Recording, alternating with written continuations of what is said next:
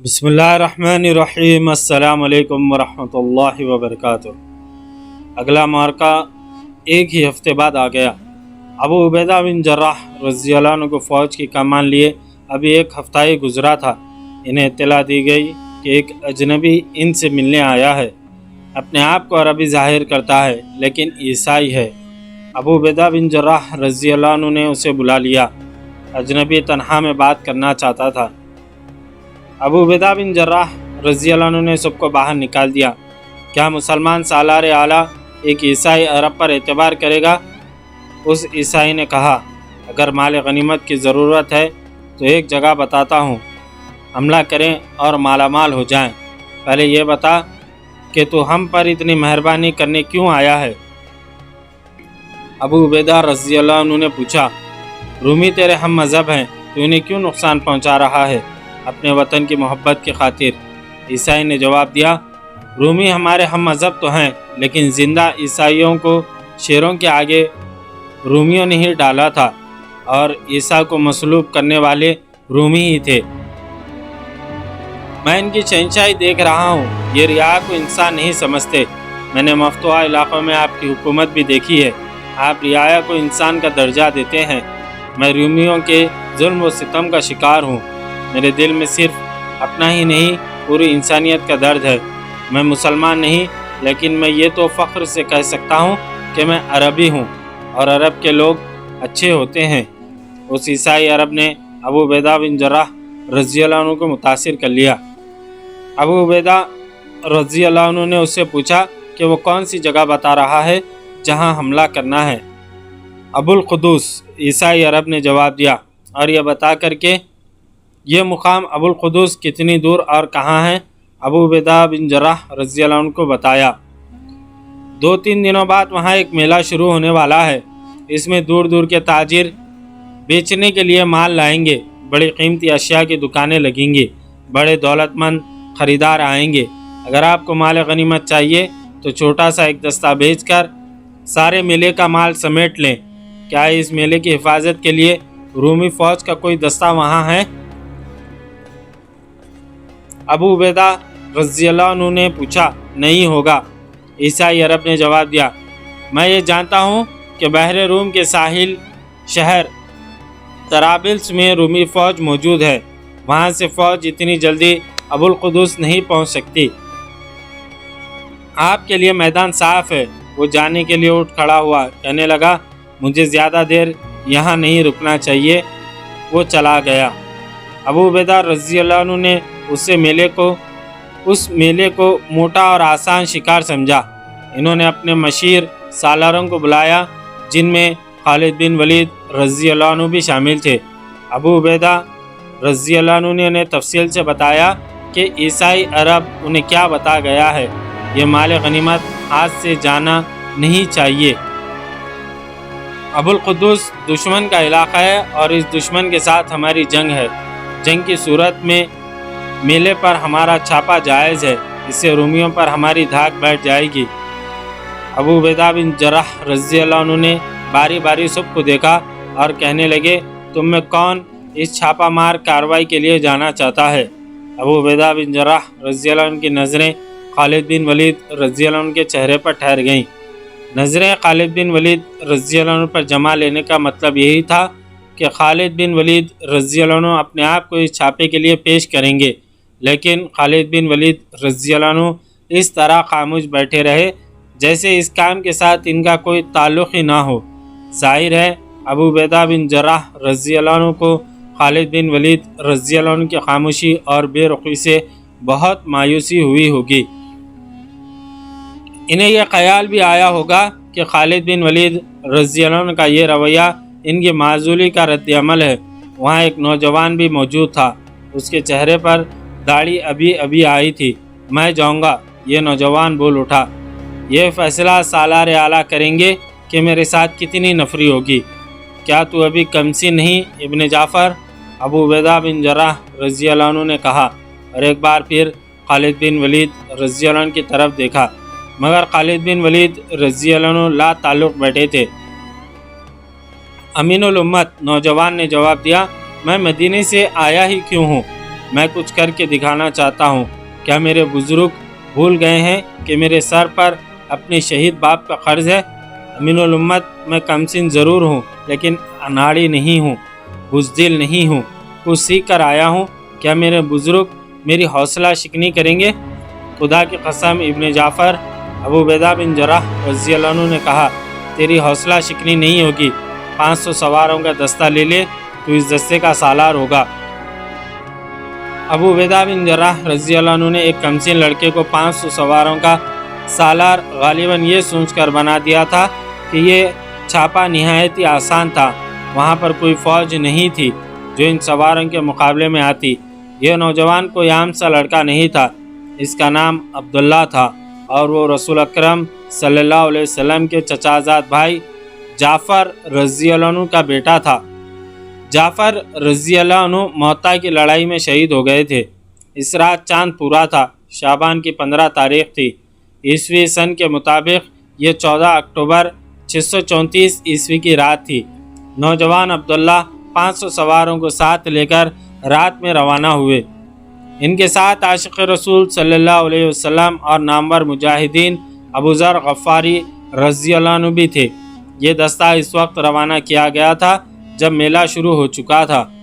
عبداللہ کا دستہ صبح طلوع ہو چکی تھی جب وہاں پہنچا۔ میلہ کیا تھا؟ وہ تو خیموں، شامیانوں اور خناتوں کا ایک گاؤں آباد تھا، اور یہ گاؤں بہت ہی خوبصورت تھا۔ دکانوں پر بڑا ہی قیمتی مال سجا ہوا تھا۔ میلے کی رونق جاگ اٹھی تھی۔ عبداللہ نوجوان تھا، وہ اپنے آپ کو اناڑی نہیں سمجھتا تھا، لیکن اناڑی پن کا ہی مظاہرہ کیا۔ سب سے پہلے انہیں ایک دو جاسوس یہ دیکھنے کے لیے بھیجنے چاہیے تھے کہ رومی فوج کا کوئی دستہ قریب کہیں موجود ہے یا نہیں، اور میلے میں جو لوگ آئے ہوئے ہیں وہ بحروپ میں رومی فوجی تو نہیں۔ اس نے وہاں جاتے ہی حملے کا حکم دے دیا۔ 500 مسلمان سوار میلے کے ارد گرد گھیرا ڈالنے لگے، اور اچانک کم و بیش 5000 رومی سوار جانے کہاں سے نکل آئے، اور وہ میلے اور مسلمان سواروں کو نرغے میں لینے لگے۔ 500 کا مقابلہ 5000 سے تھا، اور صورت یہ پیدا ہو گئی تھی کہ مسلمان سوار گھیرے میں آنے لگے تھے۔ ان کی تباہی لازمی تھی۔ یہ 5000 رومی سالار میلے کی حفاظت کے لیے وہاں قریب ہی موجود تھے۔ انہیں معلوم تھا کہ مسلمان بہت تیز پیش قدمی کیا کرتے ہیں، کہیں ایسا نہ ہو کہ مسلمان فوج اچانک آ جائے اور میلے کو لوٹ لے۔ مسلمان سوار رومی سواروں کے گھیرے سے نکلنے کے لیے گھوڑے دوڑا رہے تھے، لیکن کہاں 500 اور کہاں 5000۔ مسلمان جدھر جاتے ادھر سے روک لیے جاتے تھے۔ میلے میں بھگدڑ مچ گئی، لوگوں کی چیخ و پکار تھی۔ دکاندار اپنا مال سمیٹ رہے تھے، اور جن کے پاس رقمیں تھیں وہ بھاگ رہے تھے۔ کئی ایک گھوڑوں تلے کچلے گئے۔ مسلمان ہر میدان میں قلیل تعداد میں لڑے ہیں، اس سے انہیں اپنے سے کئی گنا زیادہ لشکر سے لڑنے اور فتح یاب ہونے کا تجربہ تھا۔ انہوں نے 500 کی تعداد میں 5000 کا گھیرا توڑنے کی کوشش کی، لیکن کامیابی کی کوئی صورت نظر نہ آئی۔ انہوں نے کسی کی ہدایت کے بغیر ہی اپنے آپ کو گول ترتیب میں کر لیا اور رومیوں کا مقابلہ کرنے لگے۔ عبداللہ لڑ سکتا تھا، اس خطرناک صورتحال میں اپنے سواروں کی قیادت نہیں کر سکتا تھا، وہ سپاہیوں کی طرح بے جگری سے لڑ رہا تھا۔ ابو ذر غفاری رضی اللہ عنہ بھی جان پر کھیل کر لڑ رہے تھے۔ تمام سوار آگے بڑھ بڑھ کر رومیوں پر حملے کر رہے تھے، اور رومیوں کے حملے روکتے بھی تھے۔ ان کی گول ترتیب اس طرح تھی کہ سب کے منہ باہر کی طرف تھے، یعنی ان کا عقب تھا ہی نہیں جس پر دشمن کے حملے کا خطرہ ہوتا۔ رومیوں نے جب مسلمانوں کو اس انوکھی ترتیب میں دیکھا تو وہ سٹ پٹائے اور آگے بڑھنے میں محتاط ہو گئے، لیکن ان کی تعداد 10 گنا تھی اور وہ لڑنا جانتے تھے۔ ان کے محتاط ہونے سے صرف یہ فرق پڑا تھا کہ مسلمانوں کی تباہی تھوڑی سی دیر کے لیے ملتوی ہو گئی تھی۔ یہ ممکن ہی نہیں تھا کہ 500 سوار 5000 سواروں کے نرغے سے زندہ نکل آتے۔ یہ 500 مجاہدین اپنے سالار اعلیٰ کی ایک خطرناک لغزش کی سزا بھگت رہے تھے۔ ابو عبیدہ بن جراح رضی اللہ عنہ امین الامت تھے، تقوی میں بے مثال تھے۔ صحابہ اکرام میں ان کا مقام سب سے بلند تھا۔ لیکن حکومت کرنے کے لیے اور فوج کی قیادت کے لیے اور جنگی امور اور کارروائیوں میں فیصلہ کرنے کے لیے صرف ان اوصاف کی ضرورت نہیں ہوتی، بلکہ یہ اوصاف بعض حالت میں قوم اور فوج کو لے ڈوبتے ہیں۔ ابو عبیدہ بن جراح رضی اللہ عنہ کی سادگی کا یہ اثر کہ انہوں نے ایک عیسائی پر اعتماد کیا اور محض مال غنیمت کی خاطر 500 سواروں کو ایک نوجوان کی قیادت میں یہ معلوم کیے بغیر بھیج دیا کہ وہاں دشمن کی فوج موجود ہے یا نہیں۔ ابو عبیدہ بن جراح رضی اللہ عنہ اپنے سالاروں کے ساتھ بیٹھے ہوئے تھے۔ دمشق فتح ہو چکا تھا، اگلی پیش قدمی کا منصوبہ تیار ہو رہا تھا اور فوج آرام کر رہی تھی۔ ایک گھوڑ سوار گھوڑا سرپٹ دوڑاتا ابو عبیدہ رضی اللہ عنہ کے خیمے کے قریب آ کر رکا۔ سوار کود کر اترا اور دوڑتا ہوا خیمے میں داخل ہو گیا۔ وہ ہانپ رہا تھا، اس کے چہرے پر گرد کی تہ جمی ہوئی تھی۔ سب اس کی طرف متوجہ ہوئے۔ سالار اعلیٰ، اس نے ابو عبیدہ رضی اللہ عنہ کو مخاطب کیا، وہ سب مارے جا چکے ہوں گے، وہ گھیرے میں آئے ہوئے ہیں۔ کون؟ ابو عبیدہ رضی اللہ عنہ نے گھبرائے ہوئے لہجے میں پوچھا، کس کی بات کر رہے ہو؟ کون کس کے گھیرے میں آیا ہوا ہے؟ ابو القدوس، سوار نے کہا، ابو القدوس کے 500 سواروں کی بات کر رہا ہوں، ان کی مدد کو جلدی پہنچے، ایک بھی زندہ نہیں رہے گا۔ جن مورخوں نے یہ واقعہ لکھا ہے، ان سب نے لکھا ہے کہ یہ واحد سوار تھا جو میلے میں بھگدڑ مچ جانے سے فائدہ اٹھاتے ہوئے رومیوں کے گھیرے سے نکل آیا تھا۔ ابھی گھیرا مکمل نہیں ہوا تھا۔ اس مجاہد نے اندازہ کر لیا تھا کہ اس کے ساتھیوں کا کیا انجام ہوگا۔ اس نے انتہائی تیز رفتار سے گھوڑا دوڑایا اور دمشق پہنچا تھا۔ اس نے بڑی تیزی سے بولتے ہوئے تفصیل سے بتایا کہ ابو القدوس کے میلے میں کیا ہوا اور کیا ہو رہا ہے۔ ابو عبیدہ رضی اللہ عنہ کا رنگ زرد ہو گیا تھا۔ انہوں نے خالد بن ولید رضی اللہ عنہ کی طرف دیکھا۔ خالد بن ولید رضی اللہ عنہ کے چہرے پر پریشانی کا گہرا تاثر تھا۔ ابو سلیمان، ابو عبیدہ رضی اللہ عنہ نے خالد بن ولید رضی اللہ عنہ سے التجا کے لہجے میں کہا، اللہ کے نام پر ابو سلیمان، تیرے سوا انہیں گھیرے سے اور کوئی نہیں نکال سکتا۔ جاؤ، فوراً جاؤ، اللہ کی مدد سے میں انہیں گھیرے سے نکالوں گا۔ خالد بن ولید رضی اللہ عنہ نے جوش سے اٹھتے ہوئے کہا، میں تیرے حکم کے انتظار میں تھا امین الامت، مجھے معاف کر دینا ابو سلیمان۔ ابو عبیدہ رضی اللہ عنہ نے کہا، میں نے تیری نیت پر شک کیا تھا، اس لیے حکم نہ دیا۔ میرا خیال تھا کہ معزولی نے تیرے اوپر بہت برا اثر کیا ہے۔ خدا کی قسم، مجھ پر ایک بچے کو سالار اعلیٰ مقرر کر دیا جائے گا تو میں اس کا مطیع رہوں گا۔ خالد بن ولید رضی اللہ عنہ نے کہا، مجھے تو رسول اکرم صلی اللہ علیہ وسلم کے امین الامت نے کہا ہے، کیا میں ایسے گناہ کی جرات کر سکتا ہوں کہ تیرا حکم نہ مانوں؟ میں تو تیرے قدموں کی خاک کی برابری بھی نہیں کر سکتا۔ اور بتا دے سب کو کہ ابو سلیمان ابن ولید نے اپنی زندگی اسلام کے لیے وقف کر دی ہے۔ مورخ واقعی لکھتے ہیں کہ ابو عبیدہ رضی اللہ عنہ کی آنکھوں میں آنسو آ گئے اور وہ کچھ دیر ابن ولید کو دیکھتے رہے۔ تجھ پر اللہ کی رحمت ہو، ابو عبیدہ رضی اللہ عنہ نے کہا، جا ابو سلیمان، اپنے بھائیوں کی جانیں بچا۔ تاریخ میں ایسی تفصیل نہیں ملتی کہ خالد بن ولید رضی اللہ عنہ اپنے ساتھ کتنے 100 یا کتنے ہزار سوار لے کر گئے تھے۔ باقی حالات مختلف تاریخوں میں بیان کیے گئے ہیں۔ خالد بن ولید رضی اللہ عنہ نے برہنہ مجاہد زرار بن الزور کو ساتھ لے لیا تھا اور ان دونوں کے پیچھے مسلمان رسالہ سرپٹ گھوڑے دوڑاتا جا رہا تھا۔ خالد بن ولید رضی اللہ عنہ اور زرار تو گھرے ہوئے مجاہدین کی مدد کو چلے گئے۔ پیچھے ابو عبیدہ بن جراح رضی اللہ عنہ کی حالت بگڑتی گئی۔ اللہ اللہ اللہ، وہ دعا کے لیے ہاتھ اٹھا کر گڑ گڑانے لگے۔ خلیفہ مسلمین نے مجھے لکھا تھا کہ مال غنیمت کے لالچ میں مجاہدین کو ایسی مشکل میں نہ ڈالنا کہ ان کی جانیں ضائع ہو جائیں۔ عمر نے لکھا تھا کہ فیصلہ کرنے سے پہلے دیکھ بھال کر لینا۔ مجھے معاف کر دینا اللہ، مجھ سے یہ کیا فیصلہ ہوا ہے۔ میں نے ایک عیسائی کی بات کو سچ مانا اور میں نے ایک کمسین لڑکے کو 500 سواروں کی کمان دے دی اور اسے اتنا بھی نہ کہا کہ وہ اپنے دستے کو دور روک کر ہدف کی دیکھ بھال ضرور کر لے۔ ابو عبیدہ رضی اللہ عنہ کے رفیق سالار انہیں تسلیاں دیتے رہے، لیکن ابو عبیدہ رضی اللہ عنہ نے جو 500 قیمتی سواروں کو اپنی غلطی کی بھٹی میں جھونک دیا تھا، اس پر وہ مطمئن نہیں تھے۔ خالد بن ولید رضی اللہ عنہ اور زرار اپنے سواروں کے ساتھ انتہائی رفتار سے ابو القدس پہنچ گئے۔ وہاں مجاہدین کی حالت بہت بری تھی۔ خالد بن ولید رضی اللہ عنہ کے حکم سے ان کے سواروں نے تکبیر کے نعرے لگانے شروع کر دیے۔ ان نعروں سے ان کا مقصد یہ تھا کہ گھیرے میں آئے ہوئے مسلمان سواروں کی حوصلہ افزائی ہو جائے اور رومیوں پر دہشت طاری ہو۔ اس کے بعد خالد بن ولید رضی اللہ عنہ نے اپنا نعرہ بلند کیا، انا فارس جدید، انا خالد بن ولید۔ رومیوں نے پہلے معرکوں میں یہ نعرہ سنا تھا۔ اس نعرے کے ساتھ ہی مسلمانوں نے جس حالت میں کاٹا اور بھگایا تھا، اسے تو وہ باقی عمر نہیں بھول سکتے تھے۔ رومی سوار اپنے نرغے میں لیے ہوئے مسلمانوں کو تو بھول ہی گئے۔ خالد بن ولید رضی اللہ عنہ نے اپنے سواروں کو پھیلا کر برق رفتار حملہ کرایا تاکہ رومیوں کو آمنے سامنے کی لڑائی کی ترتیب میں آنے کی مہلت ہی نہ ملے۔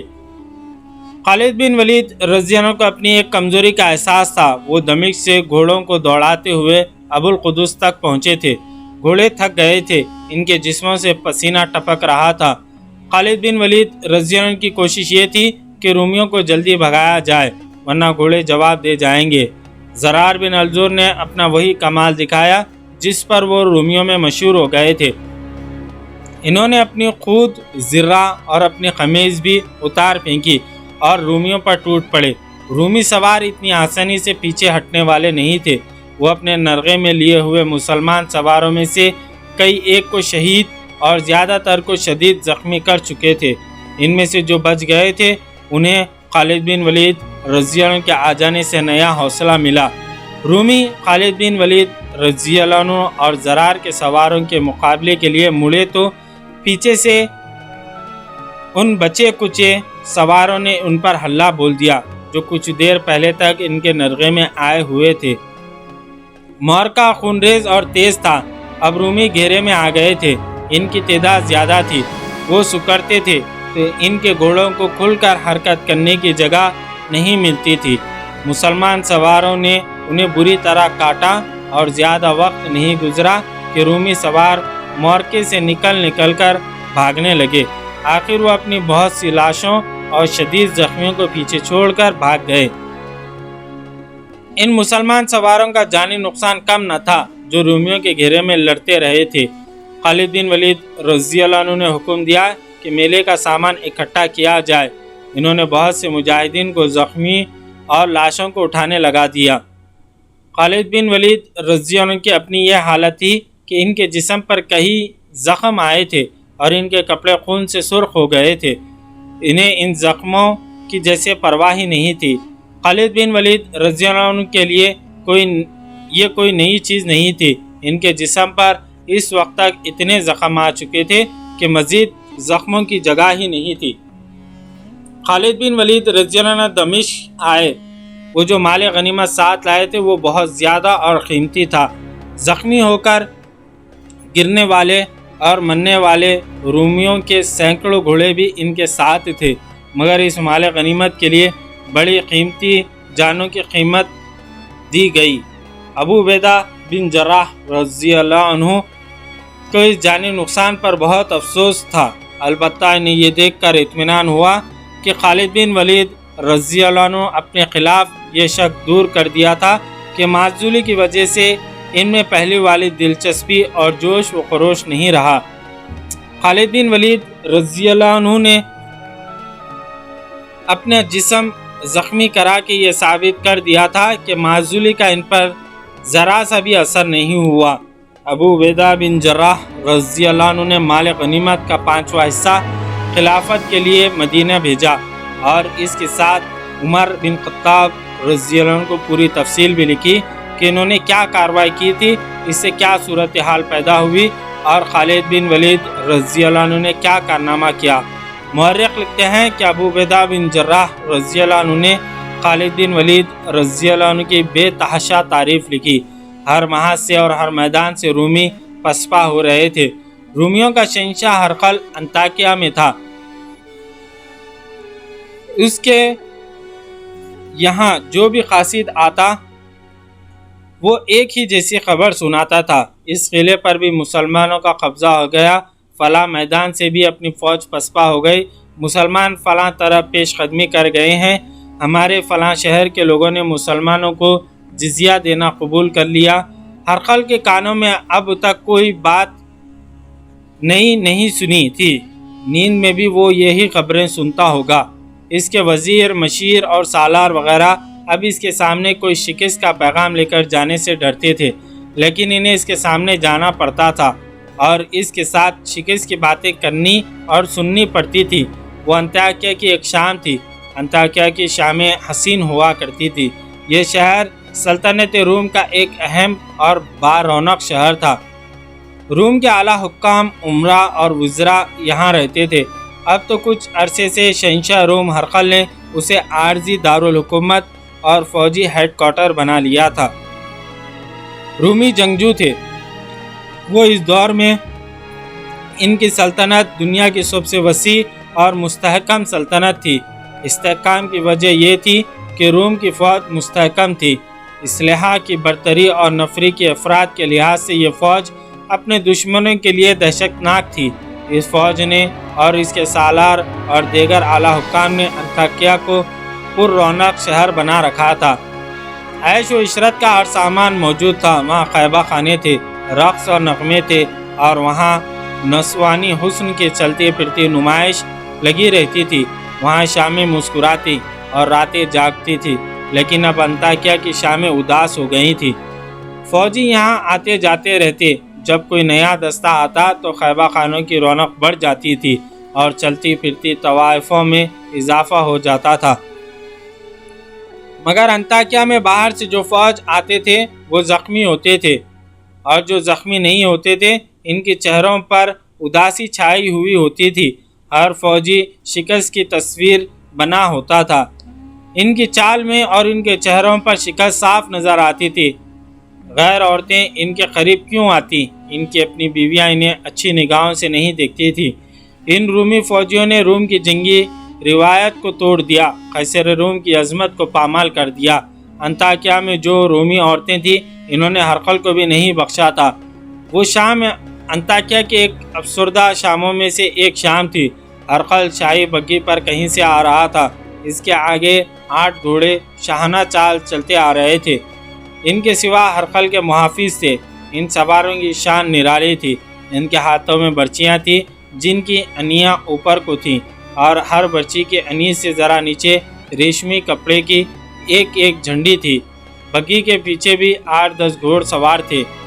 ایک شور اٹھا، شہنشاہ کی سواری آ رہی ہے۔ لوگ اپنے شہنشاہ کو دیکھنے کے لیے راستے کے دونوں طرف کھڑے ہو گئے۔ ان میں عورتیں بھی تھیں۔ عورتیں عموماً اپنے دروازوں کے سامنے یا منڈیروں پر کھڑی ہو کر اپنے شہنشاہ کو گزرتا دیکھا کرتی تھیں، لیکن اس شام چند ایک عورتیں ہرقل کے راستے میں آ گئیں۔ اگلے 2 سوار محافظوں نے گھوڑے دوڑائے اور عورتوں کو راستے سے ہٹانے لگے، لیکن عورتیں شور مچانے لگیں کہ وہ اپنے شہنشاہ سے ملنا چاہتی ہیں۔ 2 اور سوار آگے بڑھے کیونکہ عورتیں پیچھے نہیں ہٹ رہی تھیں۔ ہرقل کی بگھی ان تک پہنچ گئی۔ وہ عورتوں کو دیکھ رہا تھا۔ اس نے بگھی رکوا لی اور اتر آیا۔ چھوڑ دو انہیں، ہرقل نے گرج جیسی آواز میں کہا، انہیں مجھ تک آنے دو۔ وہ آگے گیا۔ عورتوں نے اسے گھیر لیا۔ وہ سب بول رہی تھی، میں کچھ نہیں سمجھ رہا۔ ہرقل نے بلند آواز سے کہا، کوئی ایک بولو، میں سنوں گا۔ شہنشاہ روم، ایک عورت بولی، تو کچھ نہیں سمجھے گا۔ جس نے سلطنت روم کی تباہی برداشت کر لی ہے وہ غیرت والی عورتوں کی باتیں نہیں سمجھے گا۔ ایک عورت نے کہا، ہم سب رومی ہیں، ہم مقامی نہیں۔ یہاں کی عورتیں تیرے راستے میں نہیں آئیں گی۔ رومی چلے جائیں، عرب کے مسلمان آ جائیں، انہیں کیا؟ بے عزتی تو ہماری ہو رہی ہے، بے عزتی روم کی ہو رہی ہے۔ اب آگے بولو۔ ہرقل نے کہا، جو کہنا ہے وہ کہو۔ کیا تو نے فیصلہ کر لیا ہے کہ تو نے ہمیں مسلمانوں کے حوالے کرنا ہے؟ ایک عورت نے کہا، اس کے سوا اور کوئی بات کانوں میں نہیں پڑتی کہ فلاں شہر پر مسلمانوں کا قبضہ ہو گیا ہے اور وہاں کے رومی عورتیں مسلمان کی لونڈیاں بن گئی ہیں۔ ہماری فوج لڑنے کے قابل نہیں رہی تو ہمیں آگے جانے دے۔ ایک اور عورت نے کہا، گھوڑے، برچیاں اور تلواریں ہمیں دے دے۔ جس فوج سے فارس بھی ڈرتے تھے، ایک اور بولی، وہ فوج اب ڈرے ہوئے زخمی اور بھگوڑے سپاہیوں کا ہجوم بن گئی ہے۔ یہاں اب روم کا جو بھی فوجی آتا ہے کسی نہ کسی قلعے یا میدان سے بھاگا ہوا آتا ہے۔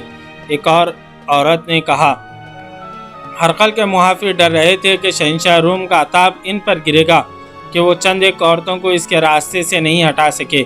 تماشا اس انتظار میں تھے کہ ہرقل ان تمام عورتوں کو گھوڑوں تلے کچل دینے کا حکم دے گا، لیکن ہرقل خاموشی سے، تحمل اور بردباری سے عورتوں کے طعنے سن رہا تھا، شاید اس لیے کہ وہ مقامی نہیں رومی عورتیں تھیں۔ ہماری فوج بزدل ثابت ہوئی ہے۔ ہرقل نے کہا، میں بزدل نہیں ہو گیا۔ شکست کھا کر جو بھاگے آئے ہیں وہ پھر لڑیں گے۔ میں نے شکست کو قبول نہیں کیا ہے۔ پھر ہمارا شہنشاہ کیا سوچ رہا ہے؟ ایک اور عورت نے پوچھا۔ تم جلدی ہی سن لو گی۔ ہرقل نے کہا، میں زندہ ہوں، میں جو سوچ رہا ہوں وہ کر کے دکھاؤں گا۔ فتح اور شکست ہوتی رہتی ہے۔ وہ قوم ہمیشہ دوسروں کی غلام رہتی ہے جو شکست کو تسلیم کر لیتی ہے۔ میں تمہیں کسی کا غلام نہیں بننے دوں گا۔ مسلمانوں نے جہاں تک آنا تھا وہ آ چکے ہیں، اب میری باری ہے۔ وہ میرے پھندے میں آ گئے ہیں، اب وہ زندہ واپس نہیں جائیں گے۔ انہوں نے جو لیا ہے اس سے کئی گنا زیادہ دیں گے۔ میرے لیے دعا کرتی رہو، تم بہت جلد خوشخبری سنو گی، اور تم اپنے خاوندوں کے، اپنے بھائیوں کے، اپنے باپوں کے اور اپنے بیٹوں کے حوصلے بڑھاتی رہو۔ ہم ان پر اپنے گھروں کے دروازے بند کر دیں گے۔ ایک عورت نے کہا، تم انہیں گلے لگاؤ گی۔ ہرقل نے کہا، اب وہ فاتح بن کر تمہارے سامنے آئیں گے۔ عورتوں نے اپنے شہنشاہ کو راستہ دے دیا۔ ہرقل نے ان عورتوں کی محض دل جوئی نہیں کی تھی۔ مورخ لکھتے ہیں کہ وہ شکست تسلیم کرنے والا جنگجو تھا ہی نہیں، اور وہ شہنشاہ بعد میں اور سپاہی پہلے تھا۔ وہ اپنے دور کا منجا ہوا جرنیل تھا۔ یہ کہنا غلط نہیں کہ وہ خالد بن ولید رضی اللہ عنہ کی ٹکر کا جرنیل تھا، اور جنگی چالوں میں اس کی مہارت کا انداز اپنا ہی تھا۔ اگر وہ صرف شہنشاہ ہوتا تو اپنی سواری کے راستے میں ان عورتوں کی رکاوٹ کو برداشت نہ کرتا، انہیں سزا دیتا، لیکن اس نے ان عورتوں سے حوصلہ لیا اور ان کا حوصلہ بڑھایا۔ اس نے یہ بھی محسوس کیا تھا کہ کسی طرف سے شکست کی اور اس کی فوج کی پسپائی کی اطلاع آتی تھی تو اس کے حکام اس کے سامنے آنے سے گریز کرتے تھے۔ ایسا ایک موقع تھا کہ اس کا ایک سالار جو مشیر کی حیثیت سے اس کے ساتھ رہتا تھا اس کے سامنے آ گیا۔ اس کے چہرے پر مایوسی کا جو تاثر تھا وہ ہرقل نے بھانپ لیا۔ کیا ہے؟ ہرقل نے پوچھا۔ مسجد دنیاج سے قاصد آیا ہے، سالار نے کہا۔ تو کہتے کیوں نہیں کہ وہ ایک اور پسپائی کی خبر لایا ہے؟ ہرقل نے جوشیلے لہجے میں کہا۔ اپنے دلوں سے میرا خوف نکالتے کیوں نہیں؟ شکست اور پسپائی کے نام سے گھبراتے کیوں ہو؟ ہاں شہنشاہ، قاصد پسپائی کی خبر لایا ہے، اور وہاں سے بھاگے ہوئے سپاہی یہاں آنا شروع ہو گئے ہیں۔ آنے دو انہیں، ہرقل نے ایسے لہجے میں کہا جس میں غصہ نہیں تھا، اور اس کے لہجے میں شاہانہ جلال بھی نہیں تھا۔ ان کا حوصلہ بڑھاؤ، کوئی انہیں شکست اور پسپائی کا طعنہ نہ دے۔ یہی سپاہی شکست کو فتح میں بدلیں گے۔ سپاہیوں کا حوصلہ تو بحال ہو جائے گا، سالار نے کہا، لیکن لوگوں کا حوصلہ ٹوٹا جا رہا ہے۔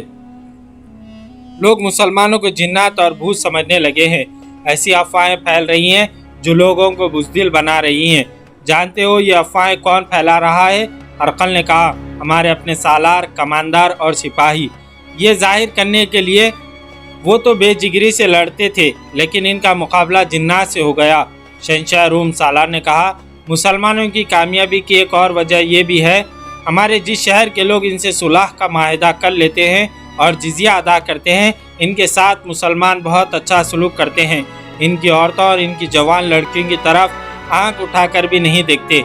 ان کی جان و مال کی حفاظت کرتے ہیں، ان کے مذہب کا بھی احترام کرتے ہیں۔